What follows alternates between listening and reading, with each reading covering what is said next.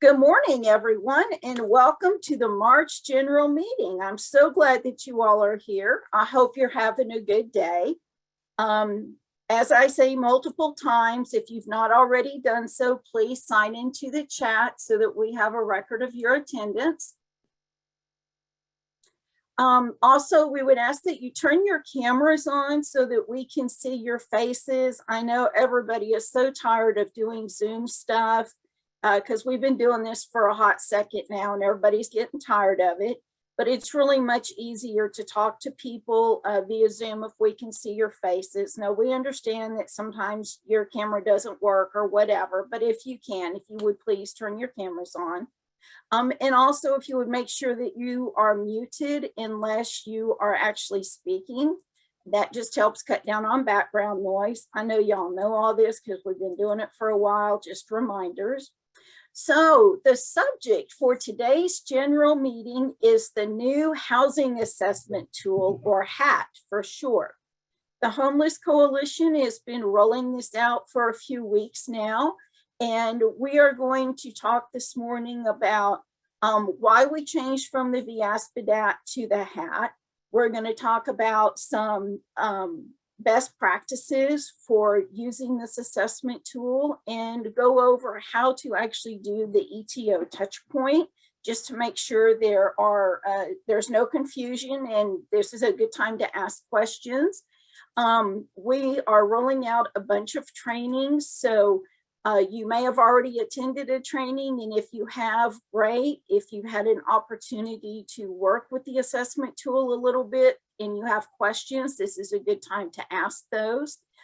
If you've not attended a training yet, we're going to ask that you do that. And I believe Nathan's going to go over that information a little bit in his presentation.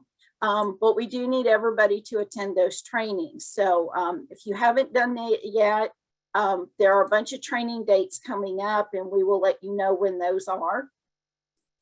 But to go ahead and get started with this, because there's a lot of information here, I'm going to turn things over to Nathan from the Homeless Coalition. So Nathan, it's all yours. Hey, Jenny, thanks. Welcome, everybody. Thanks for being here today.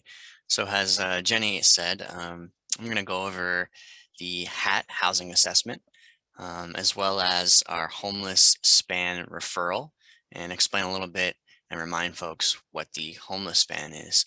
I'm not going to give a deep dive into the HAT because we have a separate training for that we do. And we have plenty of training dates available for folks who haven't attended the HAT training already.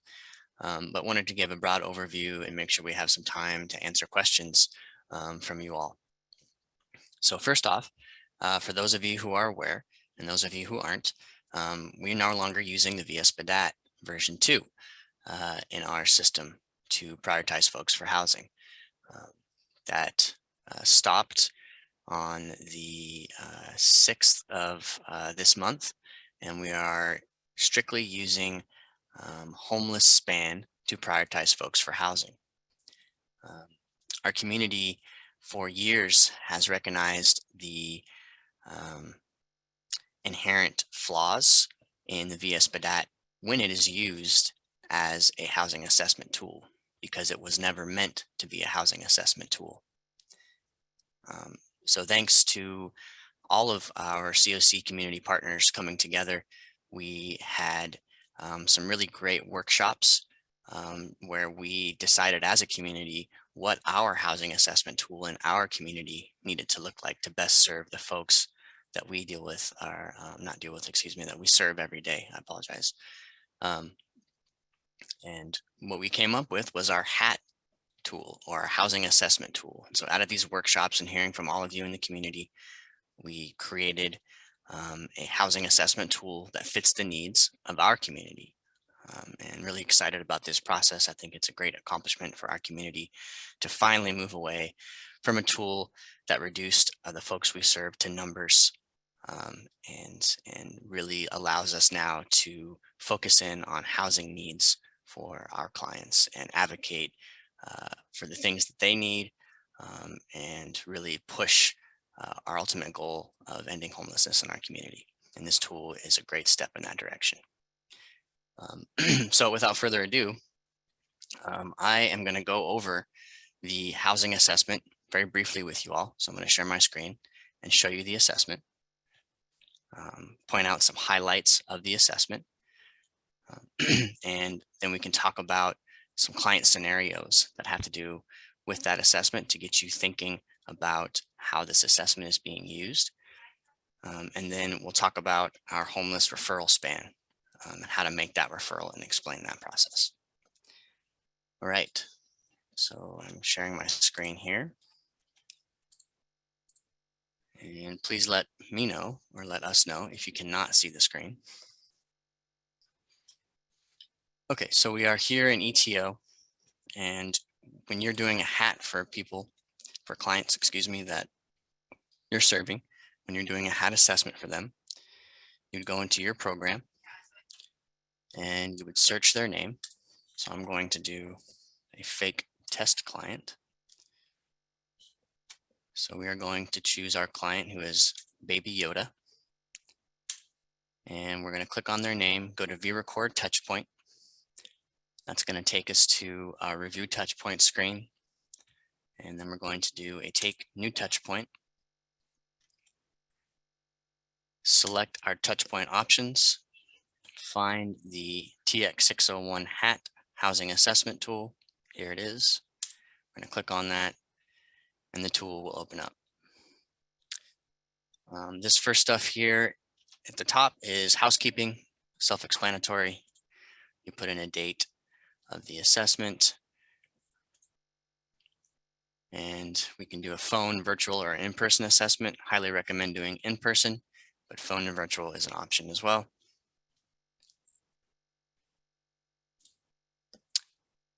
You see here we have household types listed.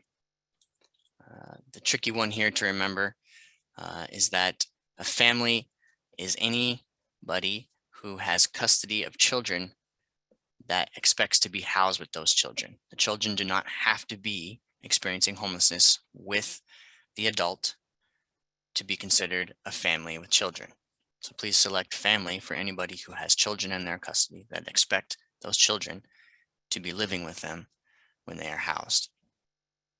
So if the parent or the guardian of the household has custody of the children, but the children are living with uncle right now, but once the client is housed, the children will be housed with them, that person is a family. I think I want to highlight some very important best practices here with the assessment. As you notice, we're looking at this first question here, and it says staff response in A6 here. Littered throughout the housing assessment, there is a lot of staff response questions. This is something that our community, our service providers wanted. They wanted to see the ability for staff to have input on this housing assessment, whereas the VSBDAT was strictly client input. So the staff response means that you put on your investigative cap and you dig in with the client and have a human-to-human conversation about what these questions are asking, and you make the decision ultimately. So let's focus in on A6, because this is a very important part of the assessment here. This question asks, only check this box if you feel the client is unable to live alone due to needing around-the-clock care, or that they may be dangerous, harmful to themselves or their neighbors without ongoing support. And if you don't know this, you may skip the question. So basically what this is asking is this client that you're talking to who's in front of you, will this person not be able to live alone in housing? Do they need around-the-clock care? Do they need help going to the bathroom? Do they need help with daily living tasks because of their mental health issues? I mean, this is beyond just somebody maybe needing support. This is somebody who may be dangerous if they're living alone, who may be dangerous to themselves or others, or who need care physically from a nurse 24/7 to help them just do things like go to the bathroom and bathe themselves and those sort of things. Currently, our COC does not have appropriate housing interventions for these types of folks. and we want to create those interventions. But the first thing we want to know is how many of these folks do we actually have in our community. So really dig into this question and think hard about what this question means before you check this box here in A6.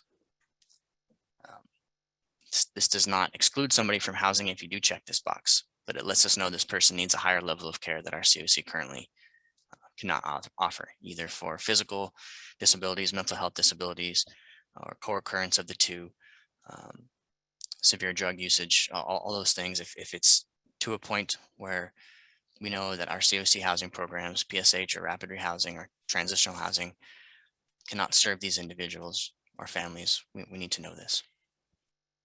Doesn't mean they won't get offered housing options, but we need to know this. So please think hard and long about this question. It's not somebody who is addicted to drugs and is prostituting, because lots of people who are addicted to drugs and are prostituting can also and do have successful housing interventions. These are folks, like I said before, who really cannot take care of themselves independently, even with intensive housing case management. Okay, so please remember that. If you notice when we check the box here, if we do have somebody in front of us like that, you're going to be required to explain why this person cannot live independently. And you would put your answer, in here and explain why. Then you would tell us what type of housing intervention would be more suitable for the client, if known. You check one of these boxes here. So I'm not going to belabor this here any longer, but this is a very important piece of the assessment. It's the first thing you're going to do with every single client you meet. And please don't take it lightly, but please understand that these are severe cases. We have many folks in our community who do have mental health issues, drug addiction issues, physical disability issues, and can be housed within our COC. That is most likely the majority of the folks we serve, but it's not everybody. And we want to find out who those folks are that we can't serve so we can better serve them. Okay, so the rest of the assessment here goes through strengths and challenges in section B. And like I said, I'm not going to read these out to y'all. I'm not going to bore you. All of these questions are centered around housing and what the best housing intervention is going to be for folks that we're serving. So then we get into section C here, which is medium-term rental assistance. Asks about working and those sort of things. And then we get into some transitional housing questions that will pop up as well if the client so indicates that they're interested in transitional housing. Then we have our section D, which is long-term rental assistance. Two short questions here. Asks about disability and site-based case management. We have a short long-term rental assistance portion of our assessment because folks who qualify for long-term rental assistance, AKA permanent supportive housing, must be chronic and have that chronicity proven within our system. So we know if somebody is chronic, they're going to qualify for PSH. So we don't need to belabor any questions here in terms of long-term rental assistance beside the fact of where would somebody in PSH like it to go, either is it site-based case management or not. Then we have section E here, which is client history. We get into some vulnerabilities here and learn about the client's past. None of these things are scored or putting a numerical value to them. It helps give context to the client situation. The client history will allow us and the housing case manager to better plan for housing interventions and understand what the client's history is in terms of past trauma and those things. We go into section F here, which is housing preferences. The client will be able to tell us what kind of preferences they like. And we have our housing location section here. And then finally, we get to rank, have the client help us rank their ideal housing situation. Is it a tiny home? Is it an apartment? Is it an RV camper? Is it a mobile home, etc.? Then we add a note here about the client situation, anything that we've missed. And that is the quick run through of the assessment. Like I said, we have an in-depth training that I encourage you all to attend if you have not attended already, to learn more in depth about the hat and the intricacies of how it works. But overall, as I said, this assessment is littered with staff response questions. And those staff response questions allow you, the assessor, to have input. You are investigating with the client, unpacking things, having a conversation with the client. All these questions should prompt you to have a free-flowing conversation. None of us are robots, and reading from a script to a client is not a real conversation, and we want real conversations to happen with this assessment.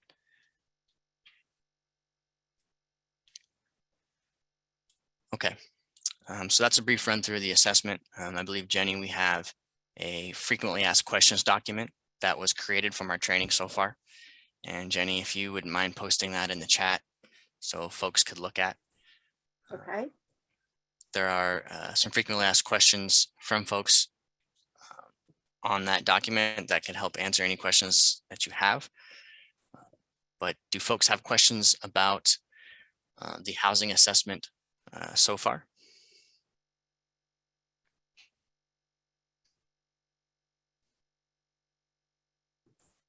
Now's a good time to ask y'all if this doesn't make sense to you, whether you've been through a training or not, because you kind of have a captive audience with someone who can answer those specific questions for you.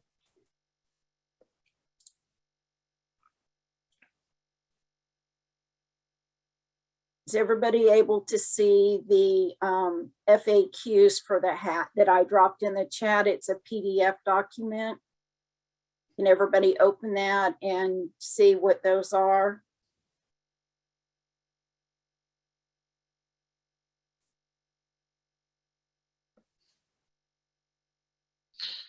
I can see the document in chat, Jenny.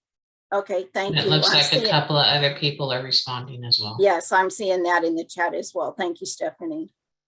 Okay, we want to make sure you all have that. The FAQs are being added to as trainings happen and questions come up. We're trying to keep this document updated, but this is where it is as of this morning. So that will be helpful to you all as you complete this.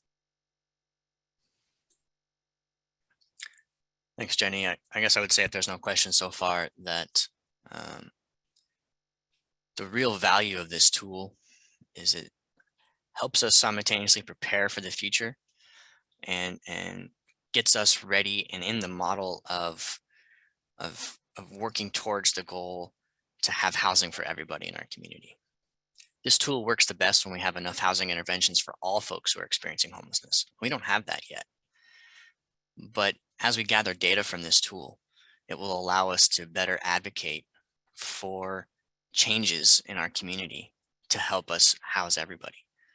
Because that's our goal. We want everybody to be housed who's experiencing homelessness at the end of the day, point blank. So this tool gets us in the mindset of moving away from accepting the fact that we don't have enough resources and living with it, and continuing to push for the resources that we need to house everybody.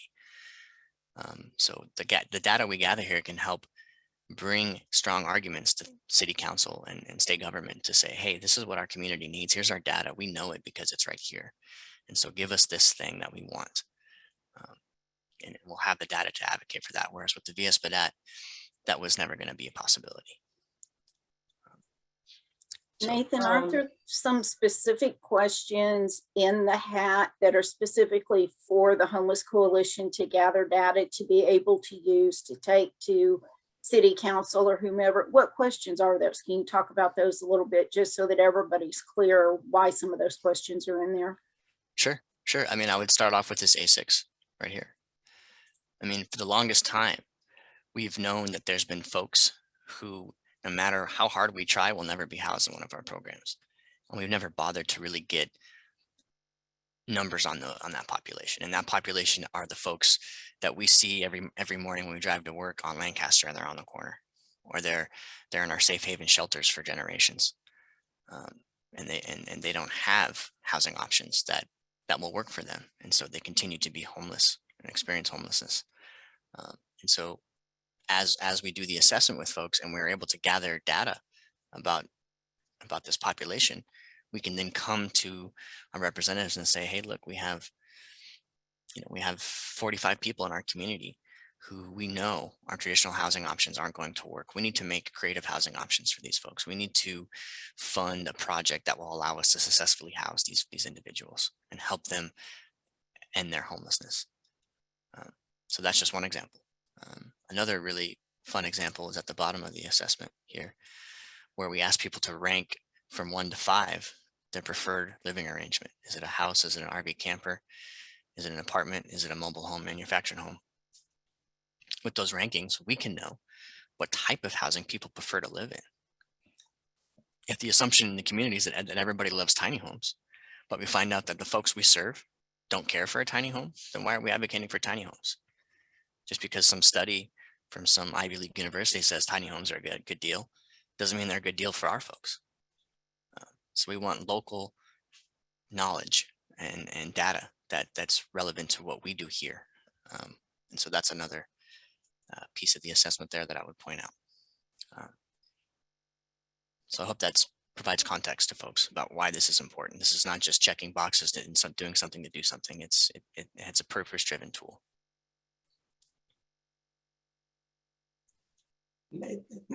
I'm sorry.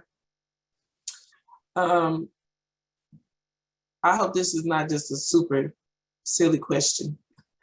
But so, I work for the transitional housing for Grace. And, we had discussed the other assessment tool or referral tool that was being used really kind of didn't apply to us just because of the way our program is set up. And so is this more of and so we said we would kind of, revisit how Grace and the way our program fits into the tools that you have. So would this be more of I see intake and I see assessment. This is more just gathering information on the people once you get them in versus what I remembered from the referral part, right? Those are two separate things. That's a great question. And I think particularly for your transitional housing program, but I can answer that by saying that it combines both of those things. So when people take this assessment, we have rules that are associated with this assessment. For example, for your TH program with Grace, we have a section here about transitional housing that you can see on my screen. And if somebody's interested in transitional housing, we have transitional housing questions that pop up. And it asks those very specific transitional housing questions to fit the programs that we're partnering with, like Grace, to know who we need to refer to Grace. Because if somebody can't meet the program requirements for your program, why are we wasting your time and their time and sending them to you when we know they're going to be denied? So this assessment allows us to pull in those answers, create rules in our matching software that says, give me everybody who is a qualified candidate for Grace. And then we get you everybody who's a qualified candidate, so you don't have a better shot of accepting people who've been referred to you and making it easier on the client and you and helping folks get out of homelessness. Even if it's 4 or 5 a year that qualify for your program, we want those 4 or 5 to be able to have a choice to go to your program if they so choose. Okay. So I hope that helps answer your question. Yes, it's probably because I was late to the meeting. I didn't see that part on the transitional housing part, but I appreciate that. Sure. Yeah, and so hopefully as the data comes through, we'll be able to now more effectively match folks to your TH program. Okay. That's the goal. Nathan, we've had a comment in the chat that tiny homes and dome homes need to be considered as possibilities. So at this point, I don't think the Homeless Coalition is ruling anything out, but so far from the few hats that have been completed at this point, what are you seeing? What is it looking like? Are people preferring the tiny homes or are they not preferring the tiny homes? Yeah, that's a great point, Jenny. We're definitely not ruling anything out in terms of uh, advocating for a certain type of housing project or housing like living situation. There's benefits in all of these. Um, but what we're seeing so far with the data, Jenny, is overwhelmingly people want a home. They want a traditional style house, I'd imagine, with with a yard and all those things that a house entails. People want a home, and a lot of people don't want to live in an apartment. That's what we're seeing. Mhm. Okay, thank you, Nathan. Sure.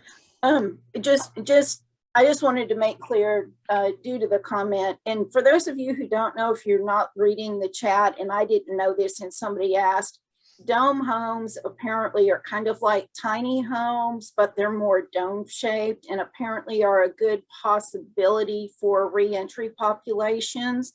And apparently there's a community of them down near Waco or something. But I just wanted to clarify and make sure people understood that we're not ruling anything out at this point. And this question is basically asking, where would you like to live?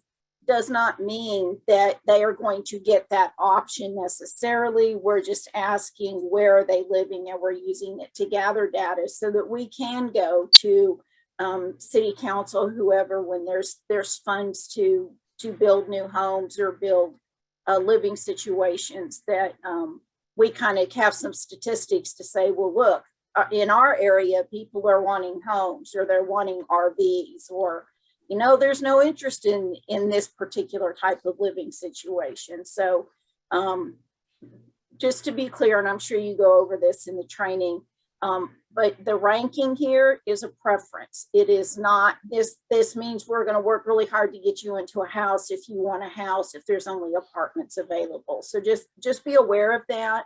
But this is also to gather data so we can try to get everybody a home so that we can get to functional zero homelessness, which is what the Homeless Coalition goal is. Any other questions about anything in the hat?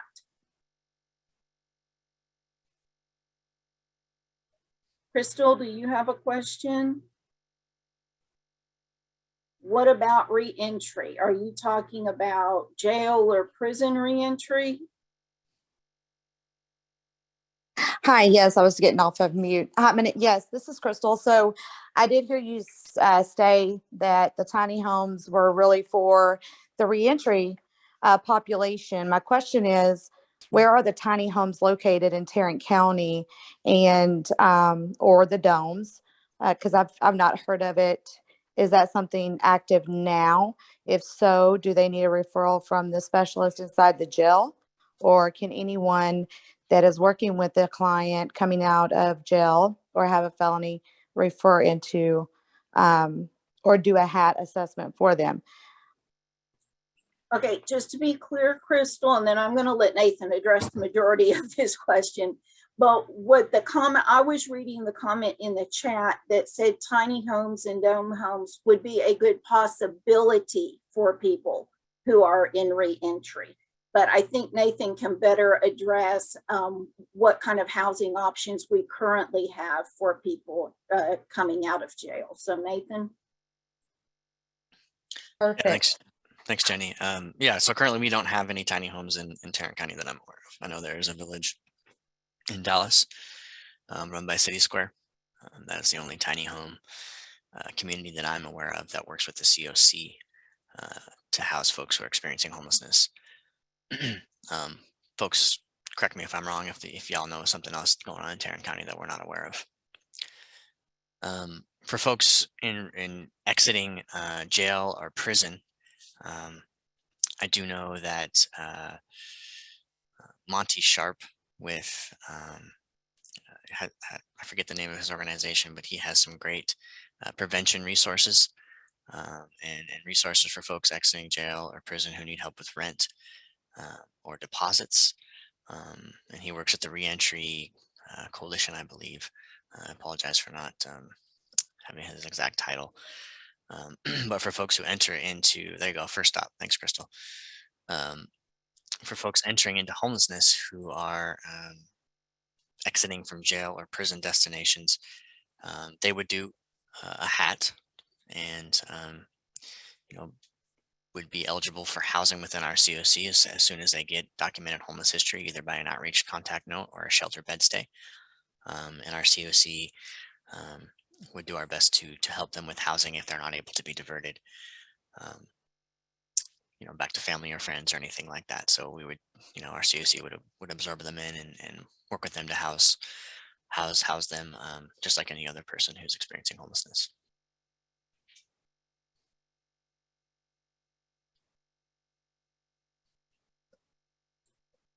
No problem, Crystal. Thanks for asking the question. And it helped us to be able to clarify so that there wasn't any misunderstanding about what was said. Are there any other questions about the hat or a specific group of people that you may work with and what the housing options may be for them? Hi, this is Nicole. I'm sorry, I may have missed this part. Is the hat trainings, where would I find the list to sign up for the hat training? Yeah, that's a good question, Nicole. I have sent out some email blasts to folks who are on our PSH, rapid rehousing, emergency shelter, family, youth, and veteran case conferencing email lists. And in that email blast, we included links for all of our trainings this month. And also in our operations newsletter that was sent out last month, we had links for trainings. If you did not get those, be happy to make sure you have that link. It looks like Jenny posted a link on in the chat. And Jenny, is that a link for folks to register? Sorry, trying to find the unmute button.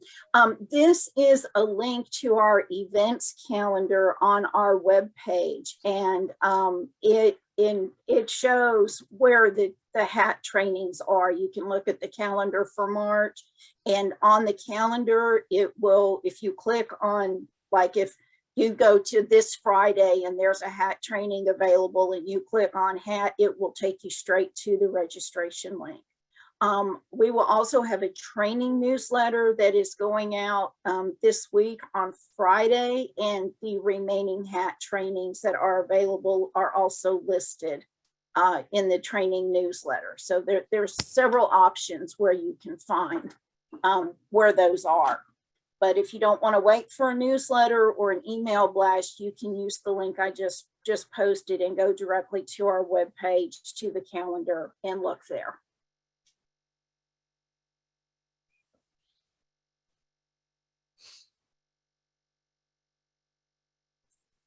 Any other Okay, thanks so questions? much.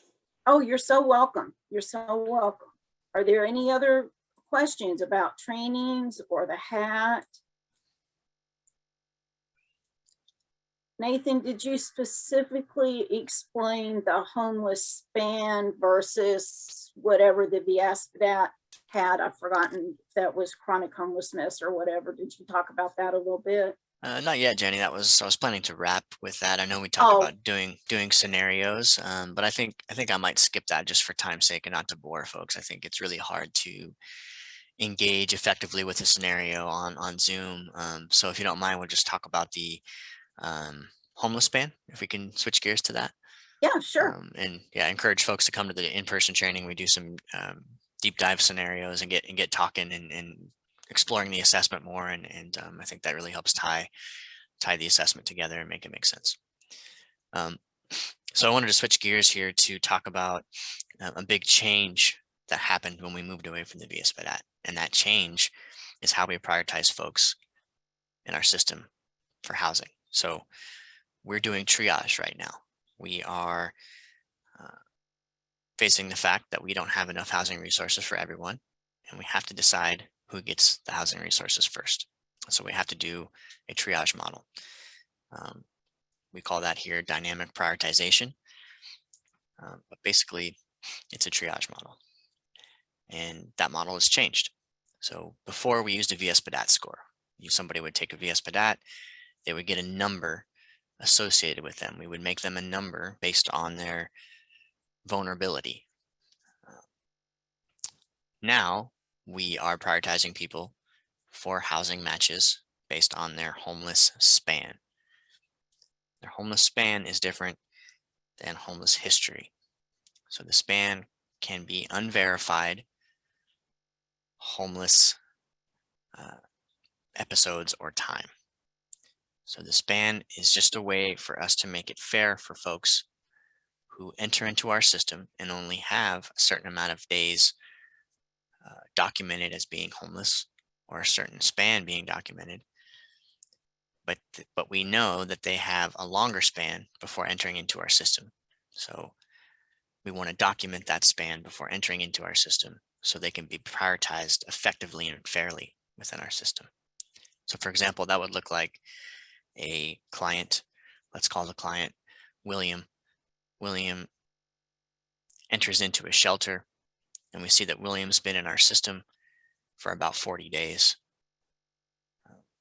However, William is indicating to the outreach worker, excuse me, the shelter case manager, that William was living in his car for 2 years before he came here.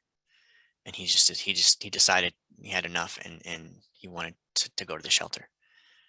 Well, we want to document William's time in the car, not as homeless history, but as homeless span, to make sure that he gets a fair shot at being matched to housing. Separate from that, we do want to document his homeless history, but that would be done with third-party letters, self-affidavits, all those things that we're used to when it comes to proving chronicity for folks and proving actual homeless history. The homeless span is not actual homeless history. It is a self-report. So how do we document William's self-reported homeless history? We do that by going into ETO here. So I'm still on my ETO screen. You go to your program in ETO, and you're going to click on this hamburger here where my mouse is. That's going to expand this options field, and you're going to find the referral option. You're going to click on the referral option, and then you're going to click add referral.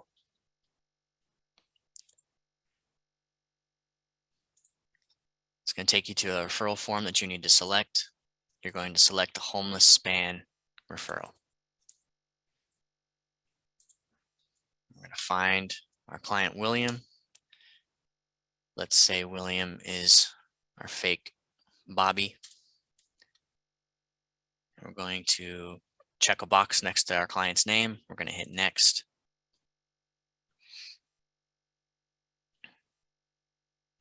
And as ETL loads, you'll be able to see a screen that allows us to enter our client's homeless span, self-reported homeless span. We go over this in the training as well. I just want to reiterate it to folks here, and then we can answer questions. So as we see here, we have different episodes that we're going to note here. And a really important thing to remember is that we can only document homeless span that goes back to January 1st of 2010. So from January 1st of 2010 to today's date, you want to find out the homeless span for your client. So we know that our client in front of us was living in his truck for 2 years before he came to the shelter.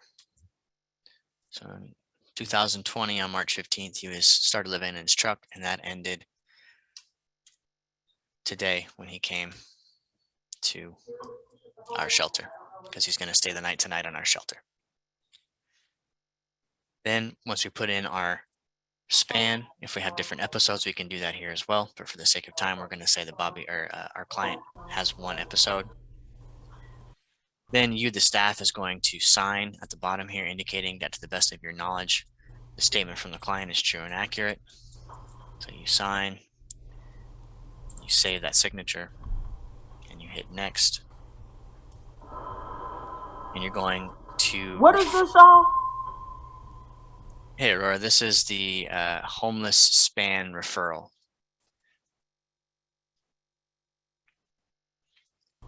I'm sorry. That's all right.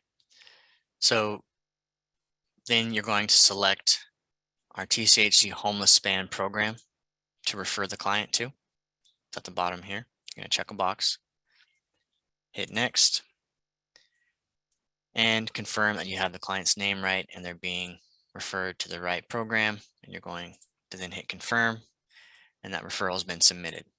So after you do that, TCHC will receive this referral and input the client's homeless span into the system so it is accurately reflected, allowing the client to be fairly matched based on their homeless span. So if you take anything away from this talk, please remember homeless span is how we prioritize folks for housing now, not a VS-BDAT score. If you're asking why your client is not being matched to housing, check out their homeless span. Did you document their homeless span? If not, please do, because that will help them get a fair shot of being matched to housing. Any questions about that?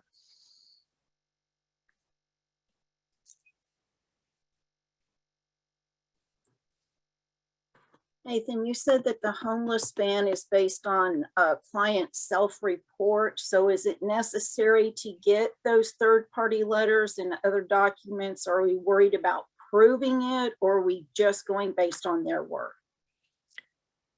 It's a great question, Jenny. So if you know your client is indicated they may be chronically homeless by saying they've been homeless for a year or more in the past 3 years, either with 4 or more episodes or continuous homeless history up to today's date, then yes, we want to do our very best to gather things like third-party letters, have clients fill out self-affidavits, look for other shelters they've been in different COCs to gather their proven homeless history so we can then prove that they're chronically homeless to help them get PSH or permanent supportive housing options. If we don't do that and we just submit this homeless span referral, that will not give them homeless history. It will not have proven homeless days added on to their record. It will just give them a longer homeless span. So they're two separate things. So if you know your client does not have homeless history documented and they're indicating to you that they have a long homeless span, let's document that history with third-party letters, self-affidavits, submit that in the chronic list cohort. So then we can approve the client's chronicity and have that client eligible to be matched to permanent supportive housing options. So ideally, both pieces would be completed. The chronicity piece where we're proving their homelessness, but then also their self-report of their homeless span. Am I understanding you correctly? Yes, ma'am. That would be best practice if able. Okay. There's a question in the chat. Do we go back and put in the homeless span, or is this moving forward? It's a great question, Lisa. I would suggest putting in the homeless span for anybody you're working with that you know is not accurately reflected in the warehouse. Okay. Any other questions about homeless span, how to make that referral? That is, you have to actually fill out that form and submit it, and it comes to the Homeless Coalition, who actually does something on the back end. But any questions about how to do that referral form or how to do their self-reported homeless spans?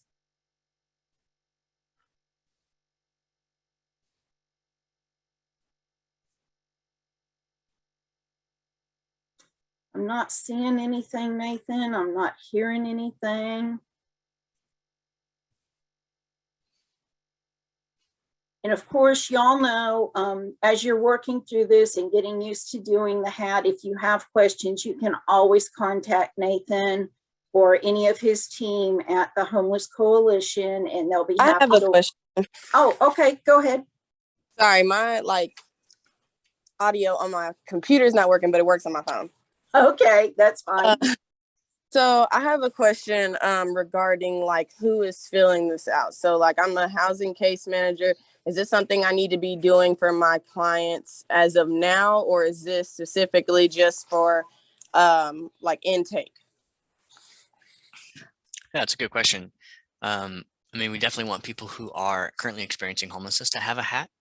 If you, is this Tyra? I think this Yes. sounds like Tyra. Hey, Tyra. So yeah, if you're a housing case manager and you have somebody in housing already, I think it'd be great to do a hat with them to see what's going on, but it's not drop everything and try to get it done as soon as possible if you already have somebody in housing.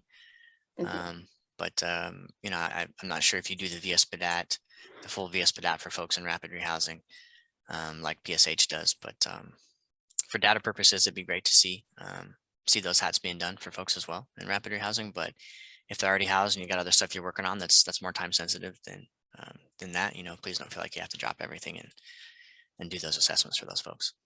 And then is that the same with the referral, add the referral? Good question. I would say yes. I think it's important to have that in there as well. Yeah. Yeah. If you're concerned particularly about a transfer being affected by that, that is not going to be the case. You know, we prioritize our transfers from rapid to PSH and PSH to PSH, Okay. regardless of that. So. Okay. Thank you. Mm-hmm. Okay, there's another question in the chat. And this is a person who apparently came in a little bit late on this, but the homeless van is located in the ad referral. And that is correct, is it not, Nathan? Yeah, the question is, so the homeless van is located in the ad referral. Yes, it is right here on my screen. If you go to this little hamburger icon here and click on it, you'll notice that we have all these options pop down. You go to the referrals tab, add referral, and then yeah, it pulls up the options to select, and you would then select the homeless van referral. And then find your client. Your client's got to be enrolled in your program first. So if you don't enroll your client and then try to do it, it won't work. So enroll your client in your program in ETO first and then do the referral. Okay, she's shaking her head, so thank you for that. Okay, we've only got about 10 minutes left and we do have a few announcements. Nathan did put his phone number in the chat. So if you have any questions about these as you're working through them, or you get to a specific question or an issue with a specific client, you can contact Nathan or any of his team. They will be happy to walk you through this, help you figure it out. Do a one-on-one kind of revamp on something if that's what you need. Whatever you need, we are all here to help you, and we'll help you get through the hat.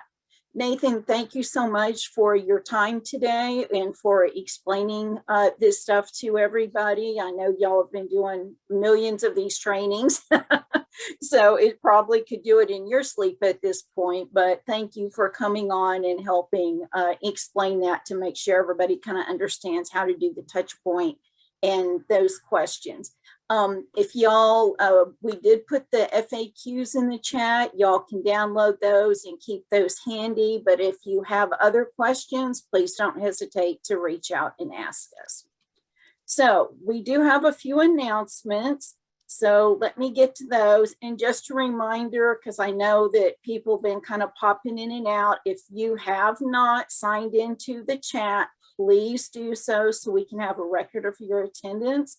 And we need your name and your agency so that we can keep up with that. So one announcement is from our benefit specialists who help people with their Social Security disability stuff. So we have two forms that I am going to put into the chat for you. One of them is for providers. So make sure that you get the correct form. You see, this one that I'm giving you first is the one for providers. Don't share this information with your clients because it does have the phone numbers of the benefit specialists on it. Not that they can't call, but they get inundated with phone calls from clients. And actually the way you're supposed to ask for assistance with clients for benefits is to go into ETO, where Nathan was just showing us on how to add that referral for the homeless band. The other option is benefit specialist, if y'all were paying attention to that. But you need to do that referral form through ETO, and then the benefit specialist will contact the clients directly. So please don't share this first flyer with them because it has their phone numbers on it. As I said, it's not that they don't want to talk to the clients, but they get inundated with those phone calls. The second flyer, the one that I'm putting in the chat right now, is one that you can make copies of and actually hand to your clients about those benefits and how that works. So they wanted me to share that information with you.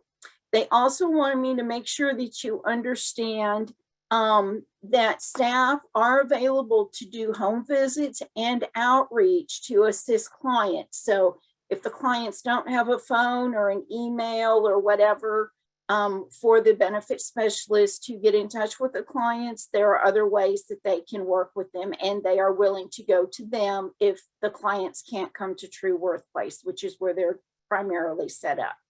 So any questions about that? Not seeing anything. Okay, so I have another some more information for you. This is a Workforce Solutions job fair flyer. So there are lots of jobs and stuff available through Workforce Solutions, and they are having some virtual, I believe some virtual job fairs, but they're also having some in-person job fairs. So I'm giving you that flyer in the chat so that y'all can look at that and share information off of it, or actually share the flyer with your clients. I think any of that would be okay as well. And now, training department from the Homeless Coalition has some big news. And we are so excited about this. Beginning in May, with the May general meeting, we will be back to in-person general meetings. We are currently working to secure a venue. We'll give you more information about that next month, but you can also watch the training newsletter for details. So coming up next month, we will still be virtual. But in May, we are going back to in-person meetings. And we are very excited about this because it has been a long time since we've actually seen you guys. And we are excited to have the opportunity to do that. And we hope that you share in our excitement. But next month, at next month's general meeting, I'll give you details about where those meetings are going to be. And then it will also be in the training newsletters when we announce general meetings. So I just want to share that with you. Yay, we're all excited about that, getting back to doing some in-person stuff. And I think that is all of the announcements that I have. Do any of you have any announcements or program updates that you would like to share with the group?